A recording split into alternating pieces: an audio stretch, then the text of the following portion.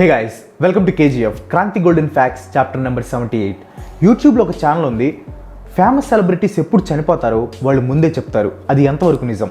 Social మీడియాలో viral అవుతున్న ఈ ట్వీట్ వెనక అసలు స్టోరీ ఏంటి? ధోని హెల్మెట్ మీద నేషనల్ ఫ్లాగ్ ఎందుకుండదు? సించాన్ స్టోరీ నిజంగానే రియల్ స్టోరీయా?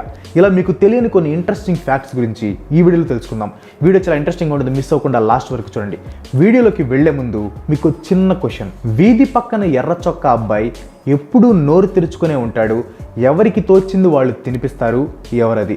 క్వశ్చన్ మళ్ళీ రిపీట్ చేస్తున్నాను, జాగ్రత్తగా వినండి. వీధి పక్కన ఎర్ర చొక్కా అబ్బాయి ఎప్పుడూ నోరు తెరుచుకునే ఉంటాడు. ఎవరికి తోచింది వాళ్ళు తినిపిస్తారు, ఎవరది? దీనికి ఆన్సర్ ఏంటో బాగా ఆలోచించి కింద కామెంట్స్లో నాకు చెప్పండి. ఇన్ కేస్ మీకు ఆన్సర్ తెలియకపోతే వీడియో లాస్ట్ వరకు చూడండి, మీకు తెలుస్తుంది. ఇంకా అస్సలు లేట్ చేయకుండా వీడియోలోకి పోదాం. Fact number 1. విషపూరితమైన పాముల గురించి వినుంటారు, విషపూరితమైన కప్పల గురించి వినుంటారు, విషపూరితమైన పురుగుల గురించి వినుంటారు, ఆఖరికి విషపూరితమైన బల్లుల గురించి కూడా వినుంటారు. కానీ ఎప్పుడైనా విషపూరితమైన చెట్టు గురించి విన్నారా? ప్రపంచంలోనే అతి విషపూరితమైన చెట్టు మంచినీళ్ళు. మంచి నీళ్లు కాదు, మంచి నీళ్ళు. అలా కింద పడి దొరలాలన్నమాట. దీని సైంటిఫిక్ నేమ్ హిపోమ్యాన్ మన్సినెలా. అంటే స్పానిష్లో దీని అర్థం the little Apple of death. ఈ చెట్టుకి తెల్లగా పాలులాగా ఒక బంక్ ఉంటుంది. ఆ బంకలో చాలా విష పదార్థాలు ఉంటాయి. అది జస్ట్ అలా టచ్ అయినా చాలు ఆ ప్లేస్ మొత్తం ఎర్రగా పొక్కులు వచ్చేస్తాయి. ఈ బంక చెట్టుకి ప్రతి భాగంలో ఉంటుంది. కాండానికి కానీ, కొమ్మలకు కానీ, పువ్వులకు కానీ, కాయలకు కానీ ప్రతి చోట ఈ బంక్ ఉంటుంది. పొరపాటున దాని కాయలు తింటే వాంతులు, విరోచనలై చనిపోతారు. ఈ చెట్టుని కాల్చాలి అనుకున్న ప్రాబ్లమే. ఇన్ కేస్ ఆ చెట్టుని తగలబెడితే దాని నుండి వచ్చే పొగ వల్ల కళ్ళు పోతాయి. అలాగే బ్రీతింగ్ ప్రాబ్లమ్స్ కూడా వస్తాయి. మంచినీళ్ళు అంత మంచి చెట్టు కాదు. Fact number 2. అప్పుడప్పుడు మన కడుపులో సౌండ్స్ వస్తూ ఉంటాయి. ఎప్పుడైనా గమనించారా?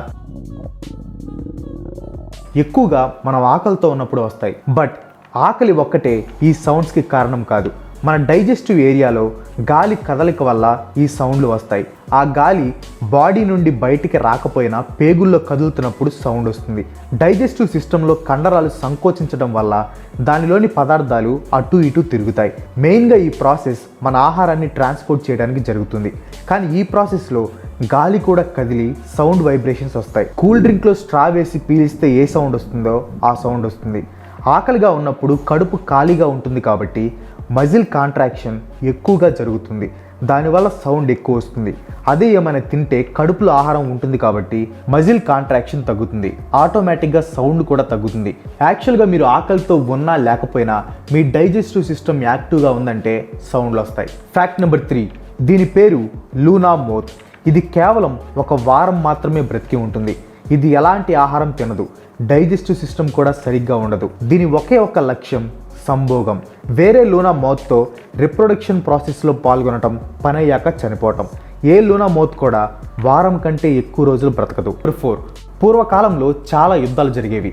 ఆ యుద్ధాల్లో చాలా రకాల విద్యలు, వ్యూహాలు ప్రదర్శించేవారు. మెడైవల్ పీరియడ్లో రాజు కోటకి ఇలా యారో స్లిట్ అని ఉండేది. ఆ టైంలో ఇది చాలా బ్రిలియంట్ ఐడియా. బాణం వేసేవాళ్ళు ఈ యారో స్లిట్ ద్వారా శత్రువుల మీదకి బాణం వేసేవారు. శత్రువులకి వీళ్ళని అటాక్ చేయటం చాలా కష్టం. ఎందుకంటే వాళ్ళు అటాక్ చేయాలంటే ఆ చిన్న రంధ్రాన్ని ఏం చేయాలి, అంత సన్న రంధ్రానికి గురిపెట్టాలంటే అయ్యే పని కాదు. సో ఈ యారో స్లిట్ ఆ రోజుల్లో చాలా ఎఫెక్టివ్గా పనిచేసేది. Fact number 5. మీరు గమనిస్తే ఇండియన్ క్రికెట్ ప్లేయర్స్ అందరి హెల్మెట్స్ మీద నేషనల్ ఫ్లాగ్ ఉంటుంది. బట్ ధోని హెల్మెట్ మీద మాత్రం నేషనల్ ఫ్లాగ్ ఉండదు. దీనికి చాలా మంచి రీజన్ ఉంది. ఆ రీజన్ విన్నాక మీకు ధోని అంటే ఇష్టం ఇంకా పెరుగుతుంది. జాతీయ జెండా అంటే మనందరికీ చాలా గౌరవం, మర్యాద. వికెట్ కీపర్స్ అప్పుడప్పుడు హెల్మెట్స్ని కింద పెట్టే అవసరం వస్తుంది. ధోని దృష్టిలో నేషనల్ ఫ్లాగ్ని అలా కింద పెట్టడం అస్సలు మర్యాద కాదు. అందుకే హెల్మెట్ మీద నేషనల్ ఫ్లాగ్ పెట్టుకోలేదు. సూపర్ కదా? ధోని ఫ్యాన్స్ ఎంతమంది ఉన్నారో ఈ వీడియోకి ఒక లైక్ కొట్టండి. Fact number 6. ఇప్పుడు మీకు కొన్ని ఫొటోస్ చూపిస్తాను, దాంట్లో ఏం తేడా ఉందో గమనించండి.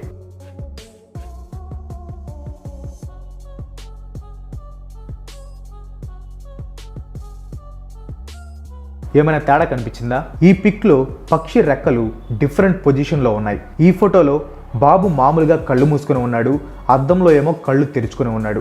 సేమ్ ఈ పిక్లో హ్యాండ్స్ డిఫరెంట్ పొజిషన్లో ఉన్నాయి.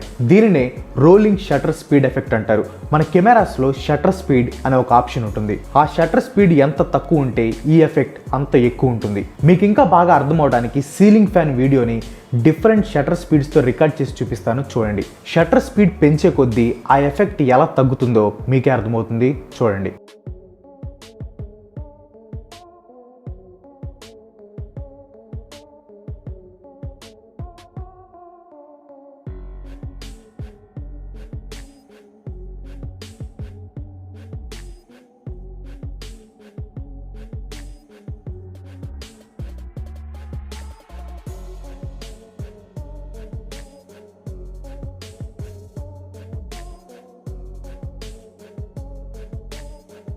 Fact number 7. చైనాకి చెందిన ఇతని పేరు లీ హువా. ఇక్కడ అతను యోగా చేయటం లేదు. 28 సంవత్సరాలుగా తన జీవితం అలా వంగిపోయి ఉంది. తనకి 19 సంవత్సరాలు ఉన్నప్పుడు యాంకిలోసింగ్ స్పాండిలైటిస్ అనే వ్యాధి వచ్చింది. ఈ వ్యాధి వచ్చిన వాళ్ళకి వెన్నుపూస ఇలా ముందుకి వంగిపోతుంది.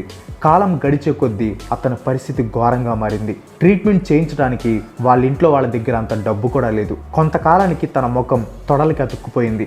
ఏం కావాలన్నా వాళ్ళ అమ్మ చేయాల్సిందే. తన తల్లి చాలా హాస్పిటల్స్కి తీసుకెళ్ళింది, బట్ నో యూజ్. చివరికి 2019లో 4 కాంప్లికేటెడ్ ఆపరేషన్స్ తర్వాత 28 సంవత్సరాల తర్వాత ఫస్ట్ టైం తలెత్తి ఆకాశాన్ని చూశాడు. ఆ 4 ఆపరేషన్స్ చాలా రిస్కీ. తను చనిపోయే ప్రమాదం కూడా ఉండేది, బట్ దేవుడు దయ వల్ల బ్రతికిపోయాడు. దేవుడి దయ వల్ల అనడం కంటే తన తల్లి అన్ని సంవత్సరాలు కంటికి రెప్పలా చూసుకుంది కాబట్టి బ్రతికాడు. Fact number 8. ఇది చాలా ఫన్నీ ఫ్యాక్ట్. ఒక 99 సంవత్సరాల ముసలాయన తన 96 సంవత్సరాల భార్యకి పెళ్ళైన 77 సంవత్సరాల తర్వాత విడాకులు ఇచ్చాడు. ఇంతకు రీజన్ ఏంటి తెలుసా? 1940sలో తన భార్యకి వేరే ఎవరితోనే ఎఫ్ఐఆర్ ఉందని తనకి ఇప్పుడు తెలిసి ఇప్పుడు డైవర్స్ ఇచ్చాడంట. పాపం ఆ బామ్మ పరిస్థితి ఇప్పుడు ఎలా ఉందో.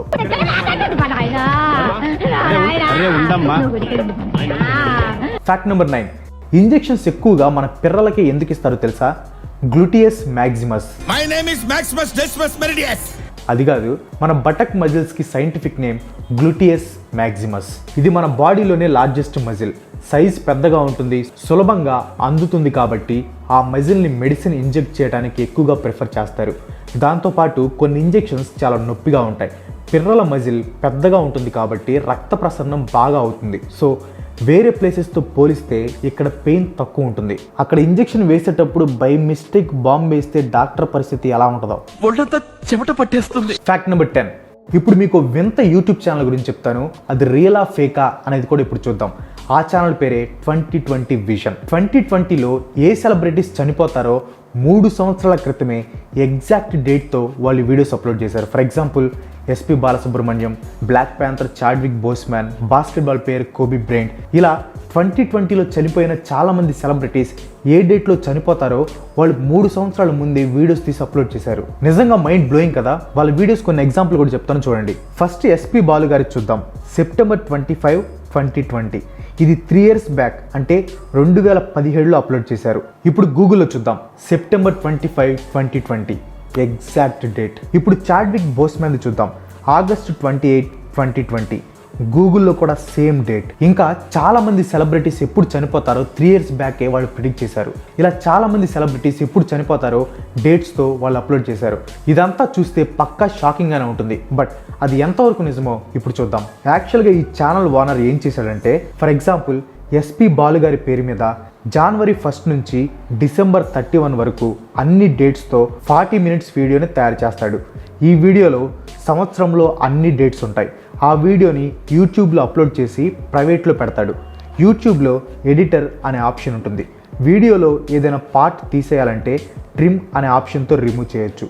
సో ఈ ఛానల్ వాళ్ళు ఎస్పి బాలు గారు చనిపోయిన తర్వాత 40 minutes వీడియోలో చనిపోయిన రోజు ఒక్కటే 6 seconds ఉంచి మిగతా అంతా ట్రిమ్ చేసి వీడియోని పబ్లిక్ చేస్తారు. ఇంతకుముందు వీడియో ప్రైవేట్లో ఉంది కదా, ప్రైవేట్లో ఉన్నప్పుడు వీడియో అప్లోడ్ డేట్ ఏం చూపిస్తుందో పబ్లిక్ చేసిన తర్వాత కూడా అది అందుకే ఇక్కడ 3 years బ్యాక్ అని చూపిస్తుంది. యూట్యూబ్లో కామెంట్ ఎడిట్ చేస్తే ఎడిటెడ్ అని చూపిస్తుంది, కానీ వీడియో ఎడిట్ చేస్తే ఎడిటెడ్ అని చూపించదు. 3 years బ్యాక్ అని ఉంది, డేట్ ఎగ్జాక్ట్గా మ్యాచ్ అవుతుంది. కాబట్టి జనాలందరూ ఈ ఛానల్ నిజంగానే ప్రిడిక్ట్ చేస్తుంది అనుకున్నారు. ఈ ఛానల్ లాజిక్ అన్ని డేట్స్తో వీడియోను తయారు చేయటం, టైం వచ్చినప్పుడు ఎడిట్ చేసి పబ్లిష్ చేయటం. మీకు ఇంకో డౌట్ రావచ్చు, ఎగ్జాక్ట్గా ఈ సెలబ్రిటీసే చనిపోతారు అని వాళ్ళకి ఎలా తెలుసు అని.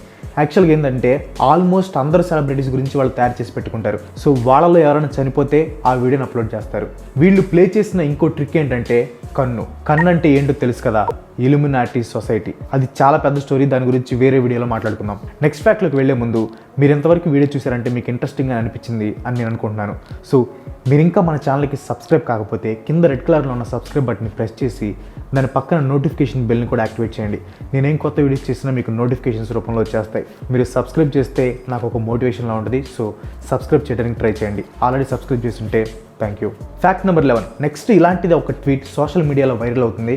అదేంటంటే మ్యాక్రో అనే అతను 2013లోనే కరోనా వైరస్ ఇట్స్ కమింగ్ అని ట్వీట్ చేశాడు. ఆల్మోస్ట్ 8 సంవత్సరాల క్రితమే ఎలా ప్రిడిక్ట్ చేశాడని జనాలు ఆశ్చర్యపోతున్నారు. నిజానికి ఈ ట్వీట్లో అంత ఆశ్చర్యపోయే విషయం ఉందా అంటే లేదు. ఎందుకో మీకు ఇప్పుడు చెప్తాను చూడండి. జస్ట్ గూగుల్లోకి వెళ్ళి కరోనా వైరస్ అనే వికీపీడియా పేజ్ని ఓపెన్ చేయండి. ఓపెన్ చేసిన తర్వాత కిందకి వెళ్తే ఇక్కడ హిస్టరీ అనే ఒక కాలం ఉంటుంది. అక్కడ చూస్తే the earliest reports of a corona virus infection in animals occurred in the late 1920s. అంటే 1920sలోనే జంతువుల్లో ఈ కరోనా వైరస్ ఇన్ఫెక్షన్ ఉందని గుర్తించారు. కొంచెం కిందకి వెళ్తే ఆర్థర్ చాల్క్, ఎంసి హాన్ అనే 2 సైంటిస్టులు 1931లో కోళ్లలో రెస్పిరేటరీ ఇన్ఫెక్షన్ గురించి డీటెయిల్డ్ రిపోర్ట్ తయారు చేశారు.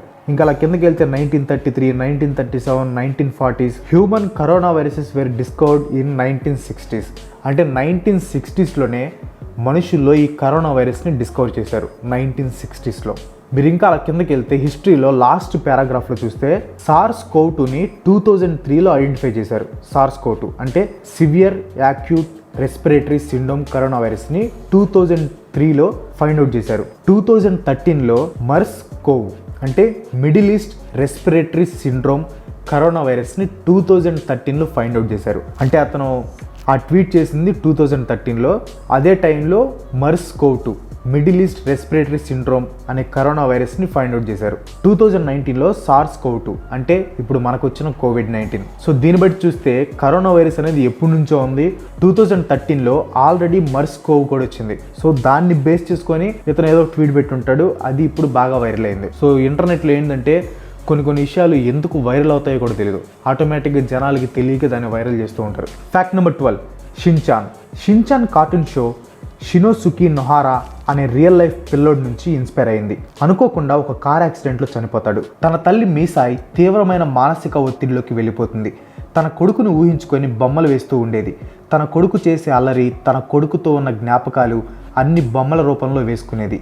ఆ బొమ్మల్ని యోషిటో యూసాయ్ అనే కార్టూనిస్ట్ చూసి బాగా ఇంప్రెస్ అయిపోతాడు. ఆ బొమ్మలన్నింటినీ, జ్ఞాపకాలన్నింటినీ జపనీస్ మ్యాగజైన్ డైలీగా డెవలప్ చేస్తాను అని తన తల్లిని పర్మిషన్ అడుగుతాడు. తన తల్లి కూడా ఓకే చెప్తుంది. తర్వాత ఈ కార్టూన్ షోకి విపరీతమైన పాపులారిటీ వచ్చేస్తుంది. క్రేయాన్ షిన్చాన్ అనే సిరీస్ స్టార్ట్ చేసి చాలా భాషల్లో అనువదించి ప్రపంచవ్యాప్తంగా అమ్మేశారు. బట్ షిన్చాన్ లాస్ట్ ఎపిసోడ్ మాత్రం ప్రసారం అవ్వలేదు. ఆ ఎపిసోడ్లో షిన్చాన్ తన చెల్లిని కాపాడుతూ కార్ యాక్సిడెంట్లో చనిపోతాడు అనే స్టోరీ మీరు ఇంటర్నెట్లో కానీ వేరే ఎక్కడైనా విని ఉంటారు. కానీ తన చెల్లిని కాపాడుతూ చనిపోయాడు అనే స్టోరీ ఫేక్, నిజం కాదు. యోషిటో యూసాయ్ ఏ ఇంటర్వ్యూలో కూడా దీని గురించి చెప్పలేదు. నిజానికి షిన్చాన్ లాస్ట్ ఎపిసోడ్ అనేది లేదు. యోషిటో యూసాయ్ చనిపోయినా కూడా తన అసిస్టెంట్స్ ఈ షోని టెలికాస్ట్ చేస్తూ వచ్చారు. యోషిటో ఒక ఇంటర్వ్యూలో షిన్చాన్ అనే క్యారెక్టర్ నేను పిల్లాడిగా ఎలా ఉండాలి అనుకుంటున్నానో అలా డిజైన్ చేశాను అని చెప్పాడు. షిన్చాన్ అనే క్యారెక్టర్ షినోసుకి అనే పిల్లాడి నుంచి ఇన్స్పైర్ అయింది.